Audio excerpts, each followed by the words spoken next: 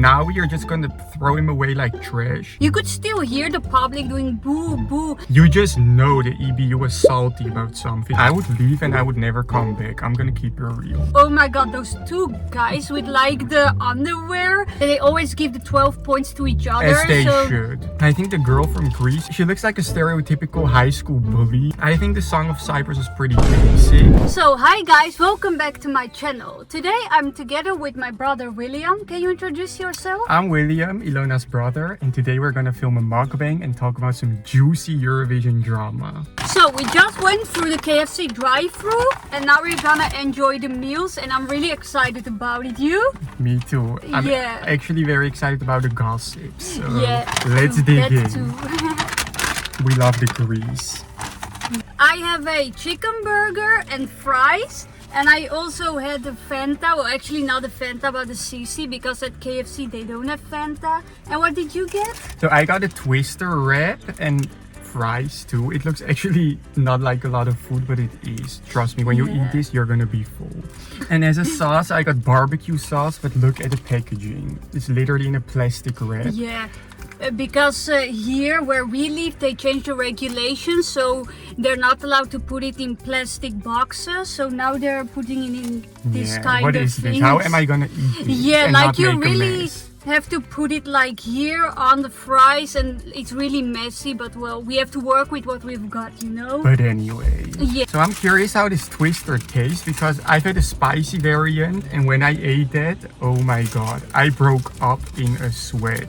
Yeah, that's true. I mean, I think it was less time. You got the spicy one and he was sweating all over his face like a dog. It was really horrible. I was like, oh my god, are you doing well? I'm too white for the spicy variant, so Yeah. I'm having the regular Yeah, one. like I know never my get face spicy. now. I think it's time we get into the juicy Eurovision drama, because there's a lot to talk about. There is really so much drama. Like what happened yesterday is really, oh my god. First of all, when they disqualified the Netherlands, it was like, oh my god, that has never happened before, that a country gets disqualified like a couple hours before the final show. I was in shock. Like, Yeah. let's talk about the elephant in the room, Joost. We were both rooting for him. And the Yeah. fact that they disqualified him at the last moment, imagine you prepare for a whole year, because I watched the Joost interviews. I was pretty invested in the Eurovision drama. He said he was preparing for a whole year. And to hear at the last moment, the last day, that you're disqualified for allegedly pushing a camera from a camera woman or something, we Yeah. don't even know what happened. You just know the EBU was salty about something, and that was just the reason. I mean, they didn't even give a valid reason for disqualifying him. Like, it was all a mystery up until like the last hour. And then they said that, yeah, he pushed, or not even pushed, that he verbally kind of disrespected the camera woman. But there's not a reason to disqualify someone. And it's still kind of unclear, like, what really happened. I mean, he was a potential winner. He had a lot of fans. The song was very personal. It was about these parents that passed away. And it was a nice song. It had a lot of fans. And then you cannot disqualify someone like that. I mean, if he really had beaten up someone or something along those lines, then I would understand it. But he didn't do anything bad. And I mean, the entire show was kind of weird. I think this year's Eurovision was one of the most controversial ones. Yeah, it was really controversial. I Yeah. mean, from the get-go, certain countries that perhaps should have been disqualified did go through, like they were allowed to participate. We all know what I'm talking about. To be honest, that was like, it left a very weird taste in everyone's mouth. And from that moment on, everything started going wrong. Like, the vibe had shifted. Usually Eurovision is something positive, even though, of course, there's always something political. But this year, I felt like I was watching a political show. Like, every artist was trying to make a statement. They were trying to clear their name, that they are not condoning certain countries or whatever. It was a very different vibe. I didn't really enjoy it like that. And to be honest, both of us watching the grand final, we were kind of tensed, right? Like, We thought like something's gonna happen, someone's gonna invade the stage or... But actually, what was really weird and also funny at the same time, that like the Martin Österdahl, I don't know if I'm pronouncing his name right. His name, but whatever. Yeah, he's kind of the foreman of the Eurovision, and he got booed a lot by the public. You could hear it even on television with all that sound effects, and they tried to hide the real sounds and stuff. Yeah, good evening. Crowd have turned on Martin. The moment of truth has arrived. And I can tell you that we've checked and verified all... You could still hear the public doing boo boo, especially like when it was his turn to say the points from the Netherlands. It was kind of satisfying, I'm not gonna lie. Yeah, instead of the Netherlands, he said their points, their 12 points went to Switzerland. And you could hear the public boo boo. And he was like, oh my god, I really want to finish this. His face turned like kind of red and he was really stressed. Like there was a lot of negativity. I mean, let's keep it real. If we're being really honest, I don't think that man is making the decisions. He's just the face of Eurovision. Yeah. But still, it was kind of satisfying seeing him kind of stressed. Like when he was announcing the points for the Netherlands, you could see like he was trying to get that out. He just wanted it to be finished. Like it was funny to watch. I mean, because it was really a personal attack against him. Well, indeed, I agree that the EBU, that's like an organization that decides things for the European Union. So it's not only about the Eurovision. So he didn't make the decision on his own.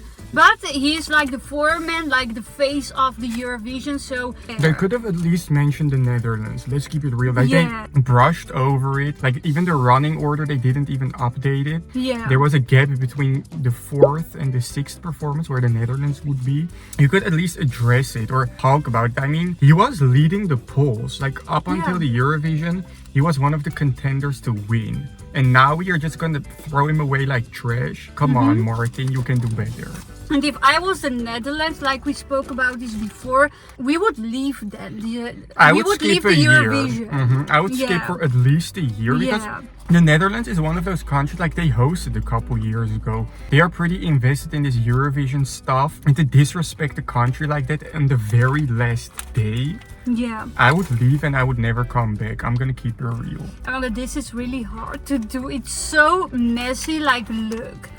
No. Do we have tissues?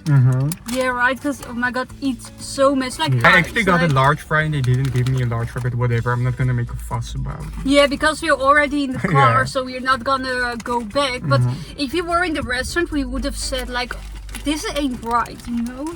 I'm gonna become a Karen. If I pay for something and you're not giving it to me, you best believe I'm gonna make a fuss out of it. But actually also let's talk about some positive stuff, right? Like which performances did we like? Of course we like the Netherlands, but we had some favorites. And to be honest, I always have a quite, I would say, different taste than most that watch Eurovision because usually the person I'm rooting for is not even in the top 10.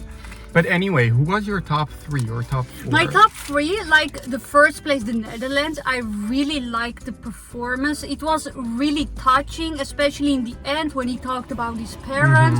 And it was very festive and a happy song, a song to which you can dance. And then second place, I like Spain. At first I was shocked, like, oh my god, those 2 guys with like the underwear. But then when you understand the language and you really search up the lyrics, then you get the point what it's about. It's about that women are called sluts when they try to think outside the box or go their own way or work hard and do other things than what society tells them to do. So that's what the song is about. And the third place, maybe Cyprus. She did a good performance. For me, number 1 was Joost from the Netherlands. I like that song. To be honest, it's not really something I would put on my playlist. It's a little childish or whatever. It's not really my taste. But as a performance for the Eurovision, I did like it. It was good. It was fast-paced. And this year, I felt like the songs weren't great anyway, to be honest. Usually, I have a few songs that I really like to add to my playlist. But this year, Number 2, I think, will be Georgia for me. Georgia was kind of underrated this year. I mean, she wasn't, like for me, she wasn't like slow-mo or fuego level of hype. But still, it was a good performance. She sang well, she danced well. the performance looked good, but I think she was not even in the top 10. She was like somewhere in the bottom. I think it's really sad that unless you do something very crazy or controversial, you cannot win the Eurovision. You really have to be crazy. The one of England, oh my god, they got 0 points because it was way too much. I mean, there is I a felt certain... like I was on a different website, not on YouTube when I watched that looked really horrible. That song was really not a song. I mean, he didn't even really sing. No, he was so... basically humping those 4 guys. I mean, it was funny. I'm not gonna lie, it was really funny watching it on the night because I hadn't seen that performance before. Most artists I saw like for the first time during the grand final, so that one was definitely a shocker. But anyway, like I was saying, number 2 for me is Georgia. Great song, great performance, but in my opinion, kind of underrated.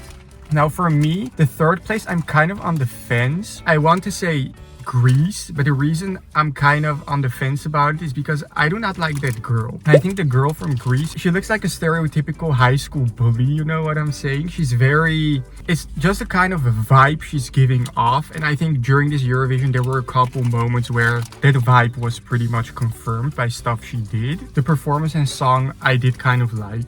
Another like 3rd place for me could be Cyprus. I think the song of Cyprus was pretty basic. It was a song that's not really about anything, to be really honest. But that's what I like. I kind of like those empty songs without meaning. A lot of times I feel like there's so much forced meaning into lyrics. Even the winner of this year. Listen, I don't mind, but I don't know.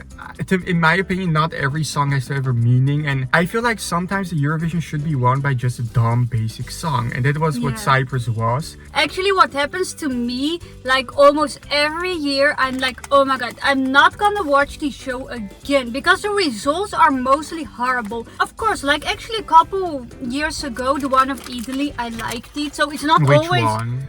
The Måneskin. Oh, I did not like actually, that one. I'm not into rock at all. Like I never listened to that kind of songs, but I think that their performance was fire. He did it so well. It. But anyways, all the other years, I really feel like it's a political contest and like the results are not even fair. You always see that countries that are neighboring and are friends, that they always give the 12 points to each other. As they should. I kind of do enjoy the drama, I'm gonna be real. Like this year there was a lot of drama. I think this will be one of the most controversial Eurovision contests of the whole history. I mean, they made history by disqualifying a country during the contest. So well guys, I think we should wrap this up. We could talk for hours about all the drama and all the weird stuff that happened during the 2024 Eurovision. But we are actually very curious, what did you guys think about it? Did you guys enjoy it? Who are your favorites? And tell us in the comments. And what you think about the Eurovision in general. Like, what do you think? That is it fair? Is it not fair? What do you think about the results? Just your opinion in general. So thank you very much for watching us. Please like the video and leave a comment down below. And don't forget to subscribe. See you next time. Bye guys.